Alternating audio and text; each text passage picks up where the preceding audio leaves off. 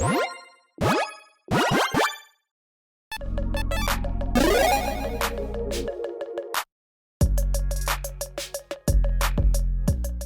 everyone, Mitch coming in from the Commander's Core Studio. Welcome to the show. So on today's episode, one second, really quick. Phone's vibrating. Hello. Yeah. Oh, okay. Spoiler season. Oh, I thought Bloomberg wasn't supposed to start for like another week or two or whatnot. Duskmourn spoilers. Okay. All right. So Wizards is going with that. All right.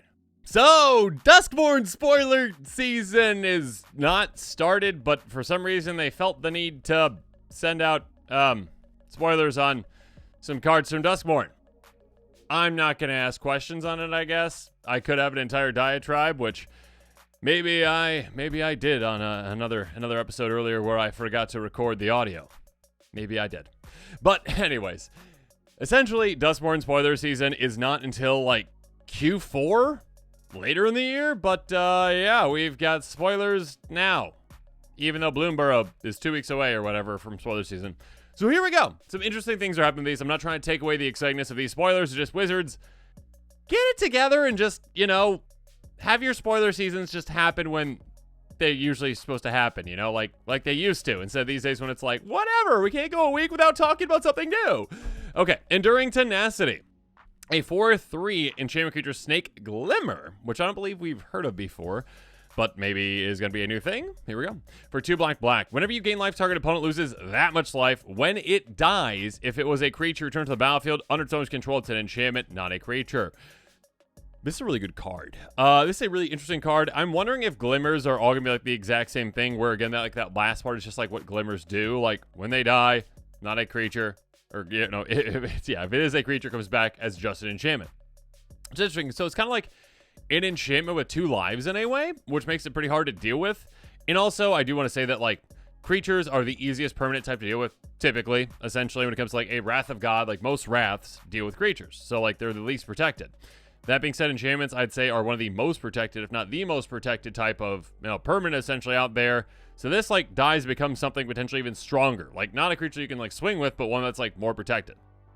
So, whenever you gain life, target opponent loses that much life. We've seen this before in a couple other cards, and it's a very powerful effect. It also combos with a very powerful card. That being said, that, like, last part on this where it dies, that comes back, like, can also potentially combo. We'll talk about that here in a little bit as well. So it's a card that can definitely see play, in my opinion, in, well, of course, life gain synergies. Like, being able to... double up your life total. There's definitely cards that do that. And doubling up your life total, exchanging your life total, like swapping it and going up, essentially, in life. Or, yeah, setting your life total a certain amount. That all technically is life gain if you are going up in life. So, that is gaining life. So, again, if you, like, go from, like, 40, and opponent's also at 40, and you cast, I think it's Beacon of Immortality, and you double up your life total, that opponent's gone. Because you just gained 40 life. They are drained 40. They are gone. So, yeah, a very, very powerful effect in combo with a good amount of things out there. But yeah, again, like an Enchantress style deck could utilize it, as well as like an enchantment creature specific kind of deck. And of course, like an Aristocrat style deck might want to utilize it as well, though, because again, like you're going to be just gaining life miscellaneously in Aristocrat style decks. Like, it's not the focus of the deck typically, but oh, again, I've got like Blood Artist in play or whatever. And okay, cool, like Vindictive Vampire, like those, like that just happen to gain me life on top of actually draining my opponent, which is what I care about most of the time. Cool. Oh, I also just drained like double now because of that. Good for me. So yeah, it's a very good effect for those kinds of decks. And of course, with Aristocrat style deck as well, like you can sacrifice this for value, and then it still comes back into play as an enchantment again, as a more protected permanent potentially. So yeah, it's a very good card. We're talking some cards that work well with it, and some decks that might consider it here in a bit. Moving on, Overlord of the Hauntwoods. I love the art on these. A 6/5 Avatar horror that is an enchantment creature that costs 3 green, impending 4 for 1 green. I'm not entirely sure what impending is. I'm sorry if I missed that or like Glimmer earlier. Again, there's a lot of cards that have already come out this year. There's a lot of different pieces of information that come out about sets and that kind of stuff. So let me know if I missed that or if they addressed this. But I mean, I'm going to assume it's some kind of like a suspend type thing. Maybe it's like suspend, but you can also like sacrifice things to like get it out quicker, like, you know, greater Goragadon type thing or whatever. Anyways, whenever it enters or attacks, create a tap colorless land token named everywhere that is every basic land type. Okay, so now we're getting land tokens. Okay, so okay, thank goodness they enter the battlefield tapped. Because if not, we'd have a problem. Still might have a problem. Like, that is very powerful. Again, like, treasures are one thing. And there are ways to use and abuse, like, artifacts and whatnot. Like, there's ways to get extra value out of them being artifacts, and now, specifically, them being treasures these days, with, like, Gold Span Dragon and that kind of stuff. That being said, a treasure's like a one and done. Typically, it's like a one and done. Okay, you tap, you sacrifice it, you get your mana. This is a land that is a permanent resource that also in Commander is a pretty much protected resource as well, where again, like, the only way to really combat like massive ramp is really like, I don't know, mass land destruction, which is not a thing that most playgroups, mine included, casual playgroups, like to play with or even allow, really. So yeah, it's gonna be hard to combat that. I hope they're not really stepping heavy into making a lot of, let's create a bunch of land token type cards. I hope they don't. We'll see if they do. Seems like the kind of thing that they do these days. But yeah, I mean, it is a land that is every basic land type. That obviously has implications for certain things, but just most notably, perfect mana fixing on a land. Great. I mean, except for like, I guess if you need colorless, but whatever, okay? Most of the time, perfect mana fixing. So technically, like, even better than a command tower, because your command tower, if your commander is like 3 colors or less or 4 or whatever, it doesn't tap for all 5. So yeah, that's really, really, really, really good. Again, on ETB and on attack. So very abusable in many situations. Abusable in many, many, many situations. Again, we'll see what that impending is. I wonder what that's going to be. So yeah, we shall see. But yeah, really interesting cards. Let's talk about some ways that they can work. Some cards that can work well with them and some strategies and some commanders that might want to consider them. Okay, so first up for Enduring Tenacity, that enchantment snake. The first card that came into my mind with this, and probably yours as well, is Exquisite Blood. Did you know this is a good card? Whenever an opponent loses life, you gain that much life, which is the opposite of whenever you gain life, an opponent loses life. And because opposites attract, it's not really how Magic works really, but you basically have both sides of it, and essentially as soon as you either gain a life or an opponent loses a life, the game is over. I mean, the game's not over right then and there, but you know, you win. Your opponents lose all their life because you just keep gaining, they keep losing. Have fun with that. So yeah, this and a lot of other things combos with Exquisite Blood, which is why it's a $17 card, and because it's already just a very good card. Like, just having this in play, players are going to lose life throughout the game, right? And you're just going to gain a ton of life. Moving on. Sanguine Bond. It's interesting to see kind of like where we've come from Sanguine Bond, apparently. I don't know when exactly this one was made. Maybe it was M14. Maybe this might be the oldest one. Anyways, enchantment for 5 mana in black. Whenever you gain life, target opponent loses that much life. A very good effect. But now we have it on an enchantment creature that's a 4/3 that also has, when it dies, it comes back into play as this, essentially. So yeah, it has kind of like 2 lives in a way, which is very interesting and very nice. Of course, though, like literally, if you have Sanguine Bond in a deck, chances are incredibly likely, probably near 100%, that you also want this new enchantment creature snake in that same deck, because it does the exact same thing. Moving on. Veto. It's probably in that deck too. Veto Thrower of the Duskmourn is a 1/3 Vampire Cleric for 3 mana. You can give your creatures lifelink if you want, but also, more importantly, whenever you gain life, target opponent loses that much life. I mean, I guess I'm downplaying that lifelink thing, but we can talk about a scenario here real quick. That being said, you will have 2 effects of these in play right now. I mean, a third if you have Sanguine Bond, but let's just say you only have 2. This and the snake. Cool. You gain 1 life, and opponent's losing 2 life. Ouch. Every single time that happens. I mean, if you give your snake lifelink, cool, swing with it, even if you don't get through an opponent. Let's say they block or whatever, cool, I'll drain for 8. Lovely. Yeah, that can be very good. And of course, you also probably have like the Exquisite Blood combo in there too. You've got other things that work well with it. You've got those life doublers, that kind of stuff as well. So yeah, having an extra one of these effects in there can be quite good. Next up, a weird one that this, I believe, combos with. Let me know if I'm wrong on this though, but Opalescence, a very strange card. Enchantment for 4 mana and white. Each other global enchantment, which I believe just means like non-aura enchantment essentially, is a creature of power and toughness, each equal to its converted mana cost. It's still an enchantment. So here's the thing again. That snake says, hey, all right, if I die while I'm a creature, I come back as an enchantment, and I'm not a creature. And then this is like, but you're a creature. You're still a creature. Good for you. So then if it died again, it'd be like, okay, I come back into play again. Okay, I'm a creature again. Okay, I come back into play again. I'm a creature again. So essentially, this plus the snake plus any kind of a free sacrifice outlet, like Viscera, infinite sacrifice, essentially, because it's going to keep coming back again and again and again. Obviously, if you have, like, Blood Arson play, you win. Or, like, with Viscera, it's like, okay, I dig down to the exact card that I need to win. Cool, good for me. So, yeah, I believe this combo would work. Let me know if I'm incorrect on that, though. But it's a weird card, so you get weird things. And, again, like, if Glimmer, and that's just what I'm thinking, like, I believe Glimmer probably would be, like, the same thing. Like all those enchantment creatures that are glimmer creatures are probably like when they die, they come back as just an enchantment. So like this would combo with every single one of them. So we'll see if this price goes up, if that's the case. Next up, Wayyyyy, Eternal Pilgrim. 2/3 core cleric with Death Touch. Pay 1, sacrifice a creature, you gain life equal to sacrifice creature's toughness. You can also pay and sacrifice and exile things.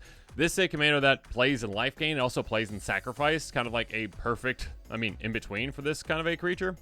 Basically, again, sacrificing creatures, gaining a ton of life based off toughness. You can have a lot of toughness out there to drain your opponents very quickly with this snake.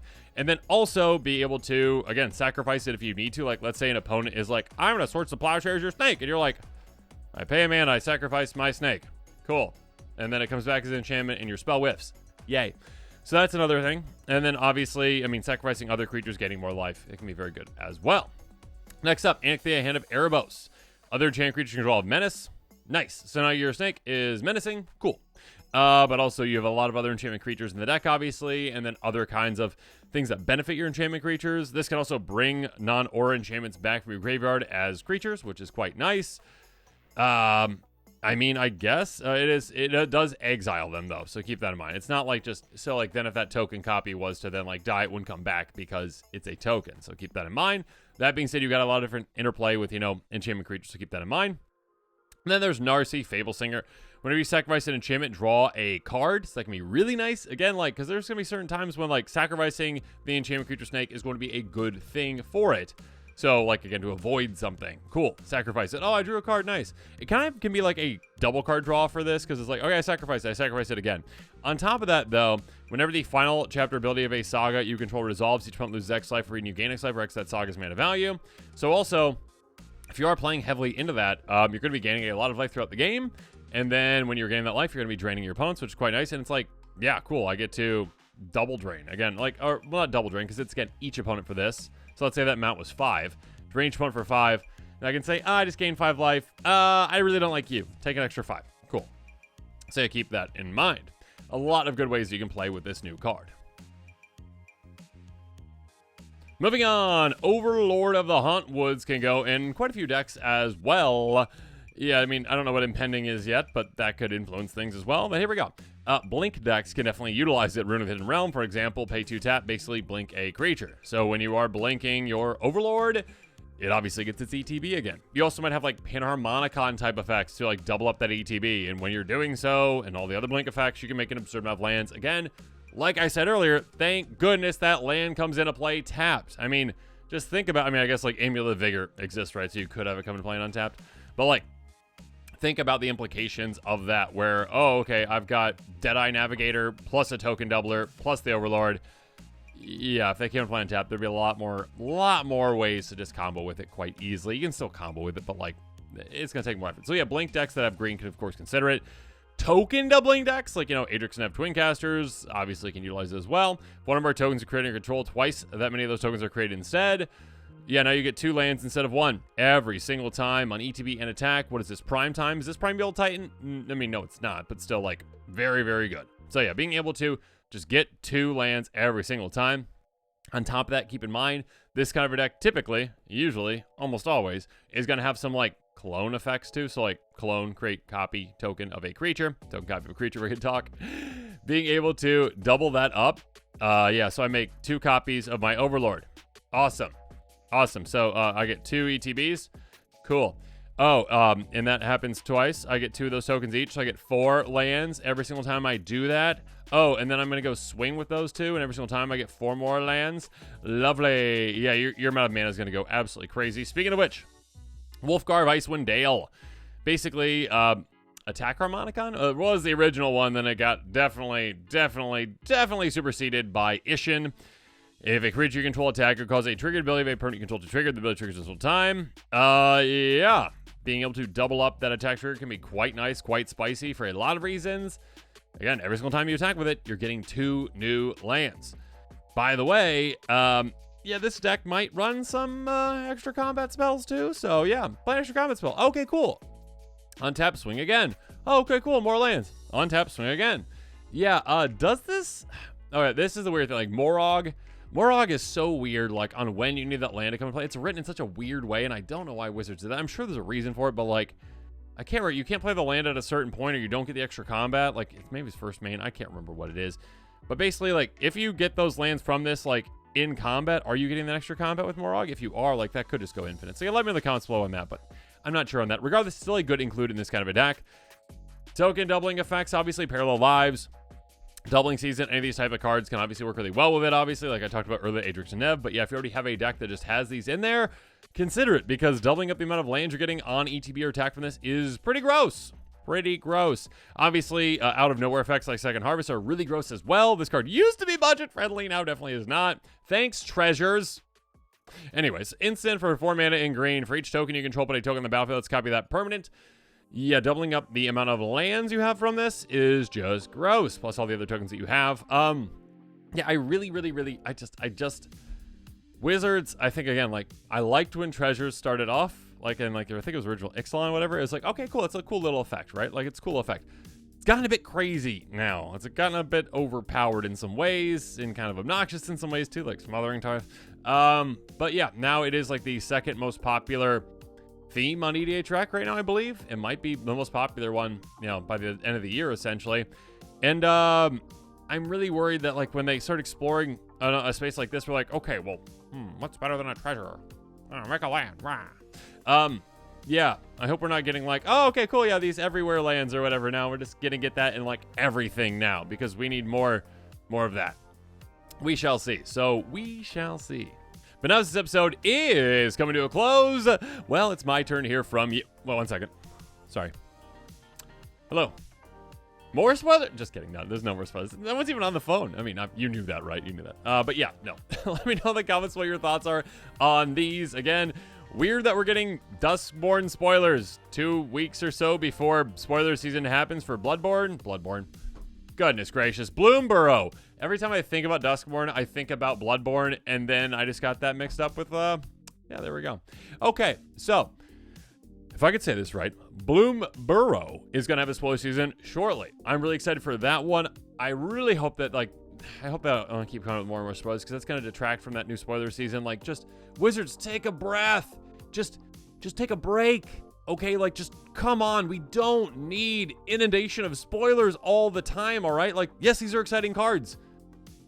Have them happen later in the year, okay? When that actual set comes out, okay? Like, just have them happen later. Have them happen when they're supposed to. You don't need, like, the spotlight on you, like, every 2 minutes. You're needy. You're very needy. You're very needy. Calm down. Okay. Off the soapbox. Sorry, everyone.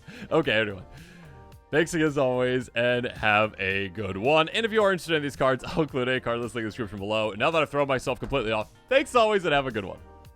This show and episodes like this one are possible thanks to viewers like you. If you're looking for an easy way to help support this show, make sure that you like, share, and subscribe. Also, hit that bell notification icon so you don't miss any new episodes. You can also go check out our playmats and other merchandise at thecommandersquarters.com. We also have a ton of brand new t-shirt designs in stock, so make sure you check out those as well. Another easy way to support this show is with our TCG Player affiliate links. So whether you're buying a deck or individual cards, you can use this general link right here or one in the description. And the final way that you can support this show is by supporting us directly by becoming a patron. There are many benefits to being a patron, and I truly couldn't do this without all of their support.